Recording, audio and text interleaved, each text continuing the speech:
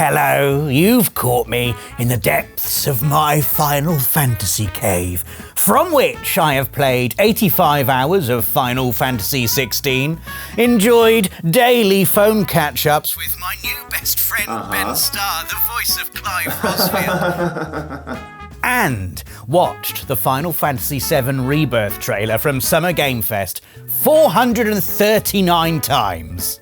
What a time to be a Final Fantasy fan. I spend all day playing 16, taking a break only to watch the 7 Rebirth trailer again and again and again. I mean, I can't believe it's actually happening. An expansive, colourful world stretching beyond the muck and metal of Midgar. The promise of grass and trees and clouds, and Cloud getting to battle with Red 13 and Yuffie, fully integrated into your party. But what really excites me about Final Fantasy VII Rebirth is the thought that we're finally going to get answers to all of those questions that have been burning in our minds since Final Fantasy VII Remake back in 2020. Just a quick warning that we will be discussing heavy spoilers for Final Fantasy VII Remake, Crisis Core Final Fantasy VII Reunion, and the original Final Fantasy VII in this video. But I'm desperate to talk about this stuff because the way Final Fantasy VII Remake ended was so surprising, so incendiary, so brazen and exciting that the thought of getting resolutions to plot points on which I've been wondering and theorising for over 3 years now was making me do a proper hype quiver, my god. Oh, if I can control myself then. Here are 7 questions we need answered in Final Fantasy VII Rebirth. I don't understand. What are they doing? Who knows? The first question is a bit of an obvious one. Why is it called Rebirth? Why not Remake Part 2? And you might be thinking to yourself, it's just a cool sounding word, Rob. You don't need to think too deeply about this. To which I say, shh. Let me have my fun. Seriously though, the name Rebirth is almost certainly going to be significant. It wasn't until the end of Final Fantasy VII Remake that we discovered the name Remake didn't just refer to the fact it was a modern remake of the original PS1 game, it also hinted at aspects of the game's meta-narrative and the philosophy of the dev team. The word remake here means making something new from the beginning rather than just making the same thing with prettier graphics, and could, as some fans have discussed, refer to the fact the characters are remaking their destinies, breaking free of the narrative chains of the original game. So the name is going to be significant, we just don't know how yet. Dive into the online discussion around the game and you'll find a bunch of fan theories. Could Rebirth refer to the fact Crisis Core protagonist Zack Fair is now, as of the ending of Remake, apparently alive? Or could it even hint at a possible reprieve for Aerith? We don't know, but it's exciting to think about, isn't it? Help me! Talking specifics now, and major Final Fantasy VII Remake spoilers incoming. That's 2 warnings you've had now, no excuses. Are we going to see an alternate timeline in Final Fantasy VII Rebirth? The ending of Final Fantasy VII Remake is pretty explicit if you ask me. Things aren't happening as they did in the original game. Zack, who is supposed to die heroically after facing off against an army of Shinra troops, survives, hobbling back to Midgar with Cloud. The biggest alternate timeline clue here, however, isn't the fact that Zack survives, it's a crisp packet. Specifically this one, whipping past the camera with a deliberate slow-mo linger on Stamp, a recurring in-universe mascot who, in this shot, is a completely different breed of dog than in the rest of the game. What do you think of that then, eh? Well, maybe it's an in-universe rebrand. No, it's an alternate timeline. Definitely an alternate universe. There's no way the company who made the Stamp crisps would do a brand redesign while a raging tornado of plot ghosts are swirling around their offices. You know, I can't concentrate on work if people are breathing too loudly. Anyway, you can also look at this scene from the ending of Remake. Zack and Cloud hobbling through the same physical space as our main party, which also includes Cloud, seemingly without noticing each other. Then, a bonus scene at the end of Final Fantasy VII Remake Intergrade goes one step further, showing a definitely not dead Zack entering Aerith's church, only Aerith isn't there. And a bunch of crying people are. Is Zack in an alternate timeline? Are we going to see that play out in Final Fantasy VII Rebirth? I don't know, but I can't wait to find out. I'm back! The third question I need answered in Final Fantasy VII Rebirth is, what role will Zack play? And by that I mean, how will him surviving affect the story, if at all? How much Zack's presence affects the story is dependent on the alternate timeline question from 30 seconds ago, of course. Because if Zack and our gang of heroes somehow become aware of each other, then Cloud's role as the unreliable narrator quickly starts to unravel. In the original Final Fantasy VII, Cloud assumes the identity of Zack after the latter dies, to the point where he genuinely believes the events of Zack's life were his own. Around 2/3 of the way through the game, the truth is revealed. It's a massive narrative rug pull, the shockwaves of which ripple through the choices and actions of the cast for the remainder of the game. Now imagine no longer dead Zack turning up right in the middle of one of Cloud's more elaborate fibs. Things would get real awkward real fast. The events of the original Final Fantasy VII would be knocked wildly off course, and Cloud would presumably spend the rest of the game writing "I must not tell lies" on the blackboard in Sector 5's Leaf House. In all seriousness though, I'm dying to know what's going to happen here, because it's undoubtedly going to have a huge bearing on Rebirth's story. What role is Zack going to play? Whatever happens, protect your honor. Talking about the story of the original game being altered leads on to the fourth question I need answered in Final Fantasy VII Rebirth, which is the Whispers. Are they truly defeated, and what is their purpose? 2 questions in one. Not cheating, because I've got double cut materia equipped. Deal with it. These mysterious spectral figures were an unsettling addition in Final Fantasy VII Remake.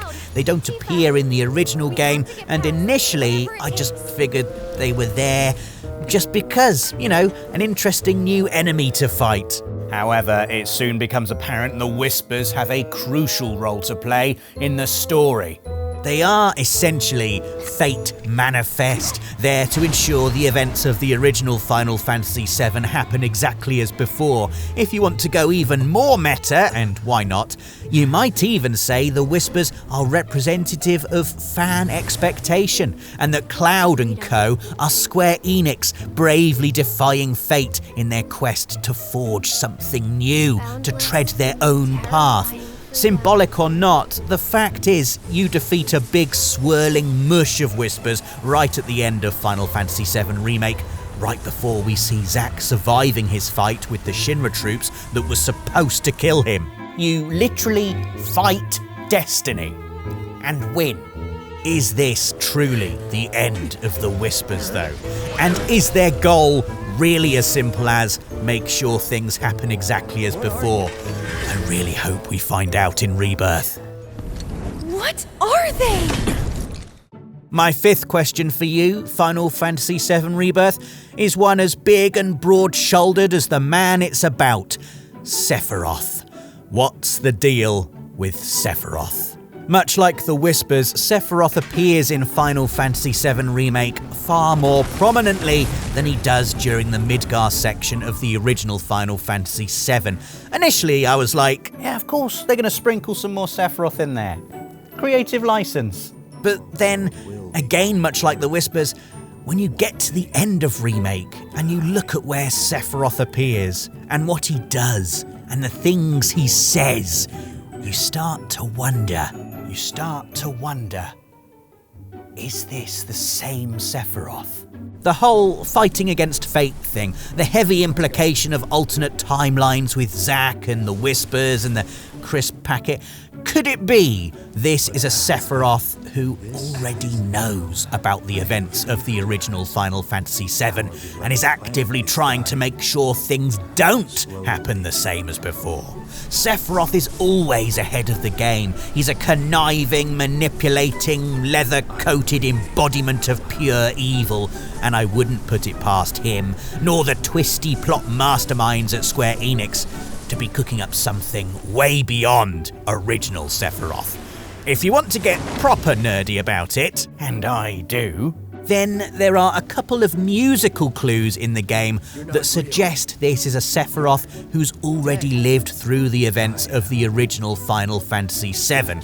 First, really early on in the game, after Cloud has his initial vision of Sephiroth in the streets of Midgar, a piece of music plays that's from spin-off movie Final Fantasy VII Advent Children.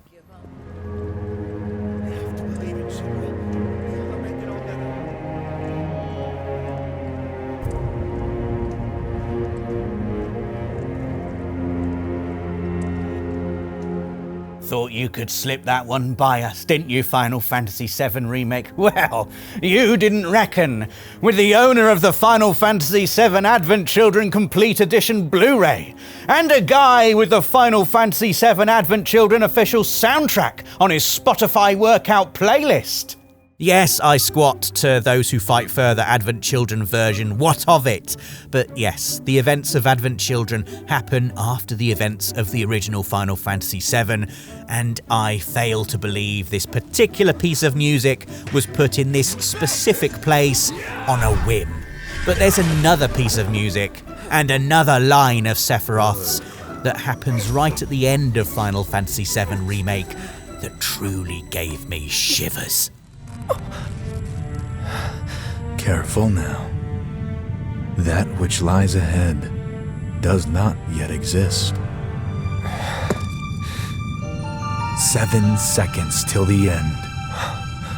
Time enough for you, perhaps. But what will you do with it? Oh, 7 seconds till the end. What does it mean? There's another question.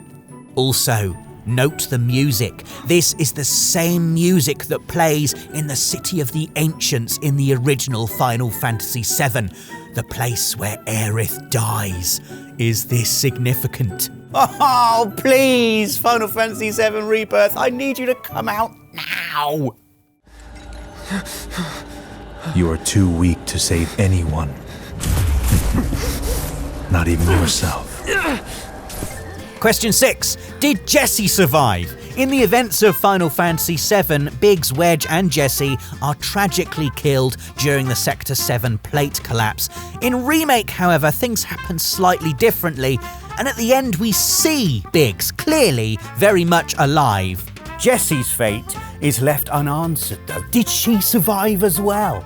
Or is this Biggs in an alternate timeline? The timeline where Zack survives? Who, what, where, when, how? Basically, I love Jessie, and I want to see her survive, and I want to see her be the leading lady in the play at the Gold Saucer like she's always dreamed of being. You know, is that too much to ask, Final Fantasy VII Rebirth? My hero. So gentle. Just try to hang on. Final question. And it's the big one, the one I desperately want answered in Final Fantasy VII Rebirth. Is it possible to save Aerith? This is a question I've had burning a hole through my heart since I was 12 years old.